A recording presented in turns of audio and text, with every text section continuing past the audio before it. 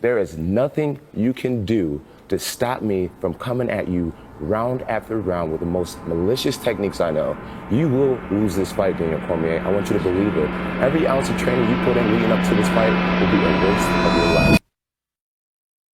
Around 2010, 2011, I went through this huge spiritual thing where I became obsessed with the power of the mind, meditation, visualization, and just realizing how powerful our minds actually are, like how we really do paint our world with our thoughts and our level of self-belief. So I took myself from being very average-minded to actually believing that I was the shit and believing that I could be the shit and that I could be the GOAT and be the greatest. A lot of people were surprised when they found out that you've been signing your name as Champ 2011.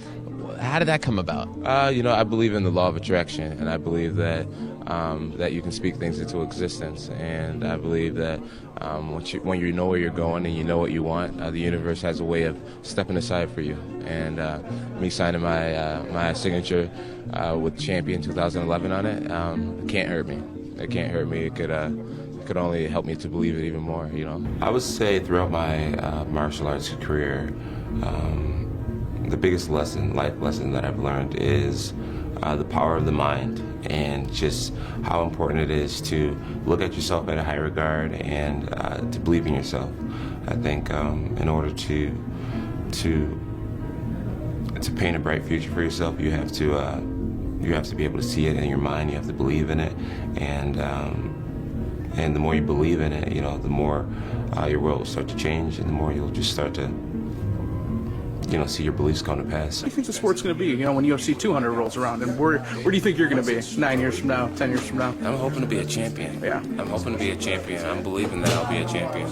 I would love to grab the belt, hang on to it, and be the next GSP or be the next Silva, and keep the fans excited.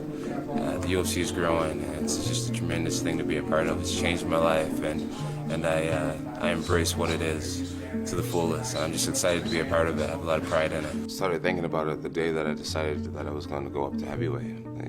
My goal for 3 years now is to become the heavyweight champion of the world. It's what I pray about. It's what I sleep on. It's what I dream about. It is who I am, and I will get it done. But I just feel it in my whole being that I'm the best fighter on the planet. Now my job is just to prove it. You've been saying something that I find to be very interesting, that the butterflies in your stomach are in formation. Right. I've never heard that before. I think it makes a lot of sense. What do you mean by that? Elaborate. What I mean by it? Okay, so the butterflies in formation, basically it means when you have butterflies and you're feeling anxious and you have anxiety or nervous, that's when you're most powerful, I believe. And either you can... you're most powerful. So a lot of people, instead of homing this power and using it, they allow it to just consume them. There's another quote that says, a big challenge or big pressure is like a fire. It's like a raging fire. Either you can allow this fire to consume you and just take you over completely, or you can gain control of this fire and harness it, and you blow it right at your opponent like Dragon Ball Z style. I can't allow my past to hold weight over me. You gotta forgive yourself for mishaps in life, and you gotta move forward. You can't hold yourself in prisons, and you can't allow anybody else to hold yourself in prisons. If people are talking about things I did 5 years ago, that means I'm doing something right. Right. Was that always the case, or was that just a part of your maturation process where you started to say, I need to start letting go of the past? Yeah, it wasn't always the case. It's taken a while for me to be able to be comfortable with some of the mistakes I've made and things like that. But I'm grateful that I am at a place where I'm comfortable with who I am, comfortable in my own skin, and there's no good without bad, So I'm grateful.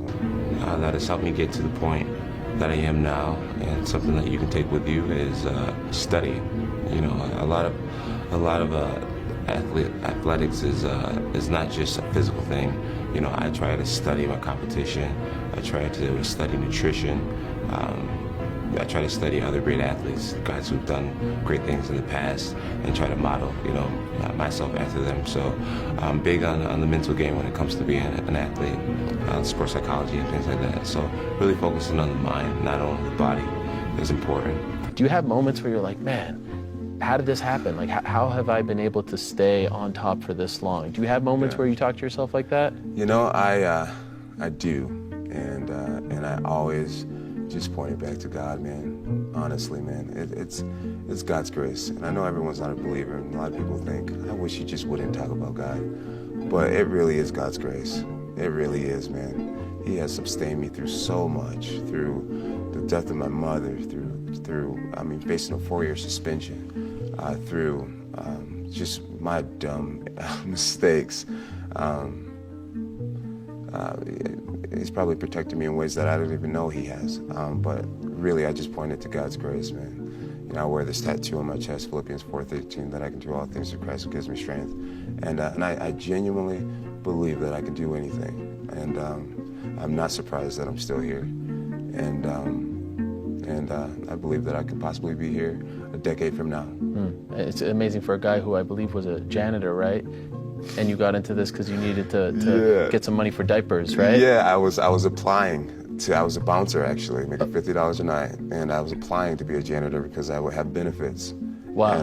And right when I was waiting to get the call back, someone wrote me on Twitter, a guy named Gary, a kid that I never met, and he said, hey, my cousin owns an MMA gym in Cortland, New York, which is about 45 minutes away. Didn't have a car, and I was driving my fiance's car to commute over to these practices. I got that phone call on a Saturday night, and I was heading to my first practice that next Monday. The kid changed my life forever. He just planted a seed in my MySpace. And I have a good way of detaching something inside of me and seeing what's happening. And okay, oh no, it's not over. All you gotta do is just do this, do that, do that. You get what I'm saying? Yeah.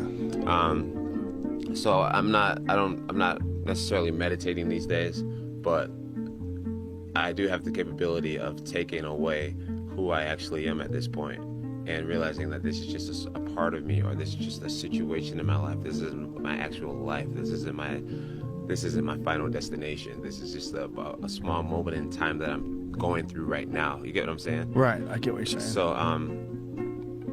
So that's my form of meditation. I step away from terrible situations and look at myself as if it's the future, and I'm looking back on what's happened to me or what's happening, and I say, okay, how can I get myself out of this? How can I make this better? What do I need to do to turn this around?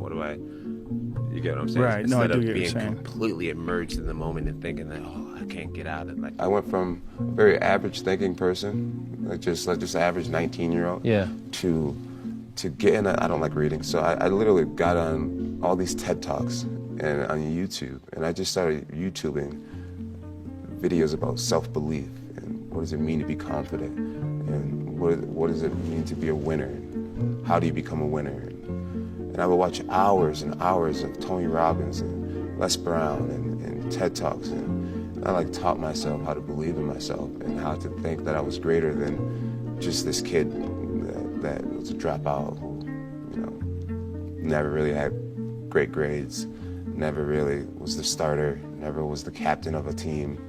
I was just always kind of this average person, and overnight I taught myself that I could be great and change myself forever, and I'm forever grateful, and I'm never going back.